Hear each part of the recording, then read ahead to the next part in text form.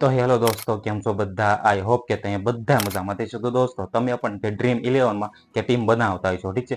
તો તમારી જે બનાવેલી ટીમ છે કે માની લો કે 10,000 છે ને કે વિન કરી છે, ઠીક છે? હવે તમે જે વિન કરી એ તમારે છે ને કે તમારા બેંક એકાઉન્ટમાં કે વિથડ્રો કરવું છે, ઠીક છે? પરંતુ જે તમે જ્યારે વિથડ્રો કરવા જાઓ છો ત્યારે તમારી સામે કંઈક આ રીતનું આખું ઓપ્શન આવશે. તમે જોઈ શકો છો. હું તમને બાજુમાં કંઈક સ્ક્રીનશોટ દેખાડું છું. તમારી સામે આ રીતનું છે ને કે વેરિફિકેશન કરવાનું આવશે, ઠીક છે? તો દોસ્તો, આને તમે વેરિફિકેશન કરશો પછી તે તમે જે જીતેલા પૈસા છે ને એ તમે તમારા બેંક એકાઉન્ટમાં ટ્રાન્સફર કરી શકો છો, ઠીક છે? તો આવડમાં આપણે છે ને કે દોસ્તો આ રીતનું જે વેરિફિકેશન આવશે ને એ વેરિફિકેશન કઈ રીતે કરવાનું છે એ શીખવાના છે, ઠીક છે? તો દોસ્તો, તમારે પણ કે આ રીતનું જે છે કેવાયસી વેરિફિકેશન એને કરવું છે, ઠીક છે? તો દોસ્તો, આવડો છે ને કે પહેલેથી લઈને કે છેલ્લે સુધી કે પૂરો જોયો તો આવડમાં હું તમને છે ને કે સ્ટેપ બાય સ્ટેપ કે બધી પ્રોસેસ શીખવાડવાનું છું કે આપણે આ વિડીયોમાં છે ને કે કેવાયસી વેરિફિકેશન કે કેવી રીતે કરવું એ બધી પ્રોસેસ કે આગળ શીખવાના છે, ઠીક છે? તો દોસ્તો, વિડીયોને છેલ્લે સુધી જોજો અને વિડીયો પસંદ આવે તો વિડીયોને જરૂરથી લાઈક કરી નાખજો. ચેનલ પર નવા હોય તો ચેનલ જરૂરથી સબસ્ક્રાઇબ કરી નાખજો, કારણ કે આવા નવા હેલ્પફુલ તમને ગુજરાતીમાં આ ચેનલ જરૂરથી મળતા રહે છે, ઠીક છે? તો ચાલો, હું તમને છે ને કે મોબાઈલની સ્ક્રીનમાં લઈ જાઉં છું, ત્યાં જઈને તમને બધું આસાન તરીકેથી કે બધી પ્રોસેસ શીખવાડું છું. તો ચાલો વિડીયોને શરૂ કરીએ.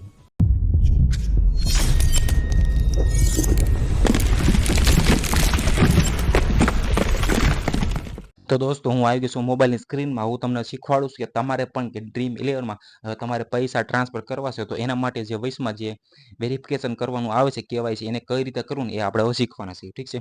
તો એના માટે સિમ્પલી કે તમારે જે ડ્રીમ 11ની તમારી એપ્લિકેશન હોય છે તમારે એને ઓપન કરી લેવાની છે, ઠીક છે? હવે આમાંથી નથી જે પણ વેરિફિકેશન છે, ઈમેલ આઈડી છે, તમારો મોબાઈલ નંબર છે, જે પણ છે ને બધું છે ને આપણે સ્ટેપ બાય સ્ટેપ કે આપણે લાઈન ટુ લાઈન કે શીખવી, ઠીક છે? તો તમે ઓપન કરશો તમારી સામે આ રીતનું આખું ઇન્ટરફેસ આવે છે, ઠીક છે? આ રીતે તમે જોઈ શકો છો. આ રીતની જે ટીમ બનાવવાની હોય છે એ તમને બધી ખબર છે, ઠીક છે? પછી તમને જે કોર્નરમાં તમને જે ઓપ્શન દેખાય છે તમારી પ્રોફાઇલરનો, તમારે એની ઉપર ક્લિક કરવાનું છે, ઠીક છે? તો તમારે એની ઉપર ક્લિક કરવાનું છે. હવે જેવું એની ઉપર ક્લિક કરો છો પછી તમારે બાય માય બેલેન્સ કરીને ઓપ્શન આવશે, તમારે એની ઉપર ક્લિક કરવાનું છે. એની ઉપર ક્લિક કરીએ છીએ આપણે. પછી તમે જુઓ તો તમારે અહીંયા ઓપ્શન આવશે કે વેરીફાઈ ટુ વિથડ્રો કરીને, ઠીક છે? હવે એની ઉપર આપણે ક્લિક કરીશું. હવે એની ઉપર જેવું ક્લિક કરીએ એટલે તમે જોઈ શકો છો કે આપણી સામે કે અહીંયા મોબાઈલ નંબર વેરિફિકેશન કરવાનો આવે છે. પછી જુઓ તો નીચે જુઓ તો તમે ઈમેલ એડ્રેસ વેરીફાઈ કરવાનું આવે છે. તમે જુઓ તો અહીંયા પછી જુઓ તો એક પાન કાર્ડ વેરિફિકેશન કરવાનું આવે છે અને પછી જુઓ તો બેંક એકાઉન્ટ વેરિફિકેશન કરવાનું આવે છે, ઠીક છે? તો મોબાઈલ નંબર તો આપણો ઓલરેડી વેરિફિકેશન થઈ ગયો છે. હવે પાન કાર્ડને કઈ રીતે કરવું કે વેરિફિકેશન અને બેંક એકાઉન્ટ ને ઈમેલ એડ્રેસ, ઠીક છે? આ ત્રણ વસ્તુ આપણે વેરિફિકેશન કરવાના છે, ઠીક છે? તો હવે છે ને સૌથી પહેલા આપણે ઈમેલ એડ્રેસને કઈ રીતે વેરીફાઈ કરવું એ શીખવી, ઠીક છે? તો એના માટે સિમ્પલી તમને જે ઓપ્શન દેખાય છે વેરીફાઈ કરીને તમારે એની ઉપર ક્લિક કરી દેવાનું છે, ઠીક છે? તો આપણે એની ઉપર ક્લિક કરીએ છીએ. જેવું એની ઉપર ક્લિક કરે છે તો તમારી સામે આ રીતનું આવું ઓપ્શન આવે છે, તમે જોઈ શકો છો. હવે તમને આ ઓપ્શન દેખાતો તમે જોઈ શકો છો. ઉપર તમે જુઓ તો એક ફેસબુકનો છે અને એક જુઓ તો ગૂગલનો છે, ઠીક છે? ડાયરેક્ટ તમારું જે પણ એકાઉન્ટ છે એટલે કે જે પણ તમારા ઈમેલ છે તમારે અહીં ટાઈપ કરી નાખો તો પણ તમે નાખી શકો છો, અથવા તો તમે જે ગૂગલનું તમને દેખાય છે ડાયરેક્ટ ત્યાંથી પણ ક્લિક કરીને તમે નાખી શકો છો.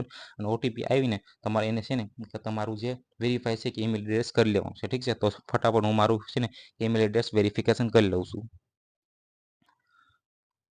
તો દોસ્તો, જોશો તમે કે મેં છે ને કે મારું ઈમેલ એડ્રેસ છે વેરીફાઈ કરી નાખ્યું છે, ઠીક છે? તમે જોઈ શકો છો મારો મોબાઈલ નંબર વેરીફાઈડ છે અને તમે જુઓ તો મારું ઈમેલ એડ્રેસ બે વેરીફાઈ થઈ ગયું, ઠીક છે? હવે પાન કાર્ડને વેરીફાઈ કરવા માટે સિમ્પલી એ જ રીતે કે વેરીફાઈ ઉપર આપણે ક્લિક કરીશું, ઠીક છે? તો એની ઉપર આપણે ક્લિક કરીએ છીએ. હવે જેવું એની ઉપર ક્લિક કરો છો તમારા સામે આ રીતના આખા ઓપ્શન આવશે, તમે જોઈ શકો છો. ઉપર તમે જુઓ તો તમારું નામ નાખવાનું આવે છે, પછી જો પાન કાર્ડનો નંબર નાખવાનો આવે છે, પછી જો તો ડેટ ઓફ બર્થ છે, પછી એક તમારે અપલોડ પાનનું પ્રૂફ નાખી દેવાનું છે, ઠીક છે? તો આ વસ્તુ છે ને આપણે કે સિમ્પલી કરવી. તમે જુઓ તો સૌથી પહેલાં એ નામ નાખવાનું આવશે, ઠીક છે? હવે તમારે પાન કાર્ડમાં જે નામ હશે એ તમારે નાખવાનું રહેશે, ઠીક છે? દોસ્તો, સૌથી પહેલાં આપણે છે ને કે પાન કાર્ડનું નામ જે પણ હોય ને તમારા પાન કાર્ડમાં એ નાખો, ઠીક છે? તો મારું જે છે ને પાન કાર્ડના જે પણ નામ એવું નાખું છું, ઠીક છે? તમે જોઈ શકો છો આ રીતે કેપિટલમાં તે તમારે જે પણ નામ નાખો ને એ બધું તમારે કેપિટલમાં તે નાખવાનું રહેશે, ઠીક છે? તમે જોઈ શકો આ રીતે. હવે પાન કાર્ડનો 10 અંકનો નંબર નાખવાનો રહેશે, ઠીક છે? તો અહીંયા હું મારો 10 અંકનો નંબર પણ નાખી દઉં છું. તો દોસ્તો, આ રીતે તમારો પાન કાર્ડનો જે 10 નંબરનો કે નંબર આવે એ પણ તમારે નાખવાનો છે. અને પછી તમારે કે ડેટ ઓફ બર્થ એટલે કે તમારી જે પણ જન્મ તારીખ છે એ પણ તમે નાખી શકો છો, ઠીક છે? અને પછી તમારે અપલોડ પાનનું જે ફોટો પાડીને તમારે અપલોડ કરીને તમને જે નીચે ઓપ્શન દેખાય છે કે સબમિટ ડિટેલ કરીને તમારે એની ઉપર ક્લિક કરી દેવાનું છે, ઠીક છે?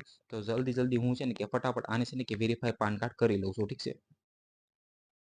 તો દોસ્તો આ રીતે છે ને કે તમારે તમે જોઈ શકો છો મેં મારું નામ, મારું પાન કાર્ડનો નંબર અને ડેટ ઓફ બર્થ કરીને આખું કમ્પ્લીટ કરી નાખ્યું છે. અને પછી તમને જે સબમિટ ડિટેલ દેખાય તમારે એની ઉપર ક્લિક કરી દેવાનું છે, ઠીક છે. તો જેવું હું ત્યારે સબમિટ ઉપર ક્લિક કરું છું એટલે ત્યારે જે મારું ઓલરેડી પાન કાર્ડ છે ને આમાં કે વેરીફાઈ હતું, ઠીક છે. એટલે જોઈ શકો છો કે અહીંયા તમને આવો ઓપ્શન દેખાશે, ઠીક છે. મારું ઓલરેડી છે, ઠીક છે. પણ તમારું જ્યારે તમે સબમિટ કરો છો પહેલી વાર તમારું છે ને એ થઈ જશે, ઠીક છે. તો આ રીતે તમે પાન કાર્ડ કે વેરીફાઈ કરો છો પછી તમારે નીચે જોવો તો તમને એક ઓપ્શન ખુલશે પછી કે બેંક એકાઉન્ટનો, ઠીક છે. તો બેંક એકાઉન્ટનો નંબર નાખવા માટે તમારે છે ને કે પહેલાં પાન કાર્ડ વેરીફાઈ કરવું પડશે પછી તમને બેંક એકાઉન્ટ આવશે, ઠીક છે. બેંક એકાઉન્ટ મારે અત્યારે ઓપન નથી થતું કારણ કે મેં ઓલરેડી એક કરેલું હતું, ઠીક છે. એટલા માટે તો તમે આને વેરીફાઈ કરવા માટે સિમ્પલી તમારે વેરીફાઈ ઉપર ક્લિક કરવાનું છે અને તમે જેવું ક્લિક કરો છો એ તમારી સામે છે ને અહીંયા બે ઓપ્શન ખુલશે, ઠીક છે.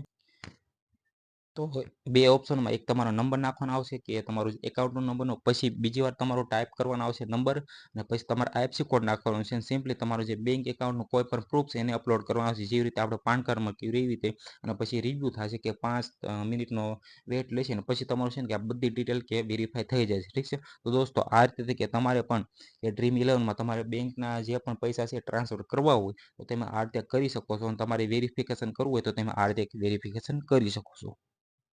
તો દોસ્તો આ રીતે તમારે પણ કે ડ્રીમ ઇલેવનમાં કે કેવાયસી અપડેટ કરવું એટલે કે કેવાયસી વેરિફિકેશન કરવું હોય તો તમે આ રીતે કરી શકો છો, ઠીક છે. આપણે બધી પ્રોસેસ કે આગળ શીખ્યા ને હવે તમને આવડી ગયું છે કે તમારે પણ કે બેંક એકાઉન્ટમાં તમે જ્યારે કે પૈસા નાખવા જાઓ છો એટલે કે ટ્રાન્સફર કરવા જાઓ છો ત્યારે તમારે જે કેવાયસી આવે છે એને તમારે વેરિફિકેશન કરવું હોય તો તમે આ રીતે કરી શકો છો, ઠીક છે. મેં તમને બધી પ્રોસેસ કે આસાન તરીકેથી શીખવાડે, ઠીક છે. તો આઈ હોપ કે તમને આ વિડીયો પસંદ આવ્યો છે. પસંદ આવ્યો તો આવડીને જરૂરથી લાઈક કરી નાખજો. ચેનલ પર નવા હોય તો ચેનલ જરૂરથી સબસ્ક્રાઈબ કરી નાખજો કારણ કે આવા નવા હેલ્પફુલ તમને ગુજરાતીમાં આ ચેનલ સૌથી મળતા રહેશે, ઠીક છે. તો આ ચેનલને સૌથી સબસ્ક્રાઈબ કરી નાખજો. Okay, by.